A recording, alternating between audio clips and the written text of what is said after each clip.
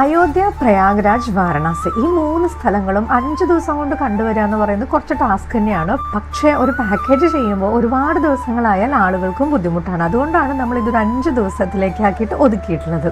കൊച്ചിയിൽ നിന്ന് നേരെ നമ്മൾ അയോധ്യയിലേക്കാണ് ഫ്ലൈറ്റ് എടുത്തത്. ഈ ഒരു ഗ്രൂപ്പിനെ കുറിച്ച് പറയുകയാണെന്നുണ്ടെങ്കിൽ 3 വയസ്സ് മുതൽ 70 വയസ്സ് വരെയുള്ള ഒരു കുട്ടി ഗ്രൂപ്പാണ് കേട്ടോ. 16 പേരാണ് നമ്മുടെ ഈ യാത്രയിലുള്ളത്. എല്ലാവരും വളരെ ആക്റ്റീവാണ്. അയോധ്യയും അതേപോലെ തന്നെ കാശിയും ഒക്കെ കാണണമെന്ന് വലിയ ആഗ്രഹത്തോടു കൂടെ വന്നിട്ടുള്ളവരാണ്.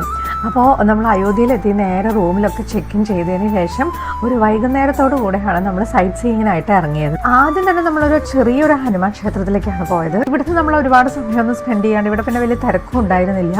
അത് കഴിഞ്ഞിട്ട് നമ്മൾ ശരിക്കുമുള്ള ഹനുമാൻ ഗഡിയിലേക്കാണ് പോകുന്നത്. ഹനുമാൻ എന്ന് പറയുന്ന അയോധ്യയുടെ സംരക്ഷകനാണ് എന്നാണ് വിശ്വാസം. അപ്പോൾ അതുകൊണ്ട് തന്നെ ഇവിടെ വരുന്നവർ മുഴുവൻ ആദ്യം ഈ ഹനുമാൻ ക്ഷേത്രത്തിലേക്കാണ് പോകുന്നത്. സാധാരണ ഇവിടെ ഇതിൻ്റെ വരി ക്യൂ എന്നൊക്കെ പറയുന്നത് റോഡിൻ്റെ അങ്ങേ തലക്കിലായിരിക്കും. പക്ഷേ ഞങ്ങളുടെ ഭാഗ്യം കൊണ്ട് ഒട്ടും തിരക്കുണ്ടായിരുന്നില്ല. ഉള്ളിലേക്ക് ഇങ്ങനെ കടന്നു കഴിഞ്ഞപ്പോഴത്തേക്ക് ഇവിടെ കുറച്ച് തിക്കും തിരക്കും ബഹളമൊക്കെ ഉണ്ടായിരുന്നു. ബഹളം എന്ന് വെച്ച് കഴിഞ്ഞാൽ ജയ് ശ്രീരാം വിളിച്ച് നമ്മുടെ ചെവിയൊക്കെ പൊട്ടി പോണ പോലെയായിരുന്നു കേട്ടോ. അത്രയും അധികം ഇങ്ങനെ എല്ലാവരും ഇങ്ങനെ ഉറക്കെയായിരുന്നു വിളിക്കുന്നുണ്ടായിരുന്നത്. എന്തായാലും പെട്ടെന്ന് തന്നെ തൊഴുത് നമ്മൾ ഇറങ്ങി. അത് കഴിഞ്ഞ് നമ്മൾ അടുത്ത പരിപാടി നമുക്ക് അടുത്ത വീഡിയോയിൽ പറഞ്ഞാലോ, എല്ലാം കൂടെ ഇതിൽ പറ്റാത്തതുകൊണ്ടാണ്.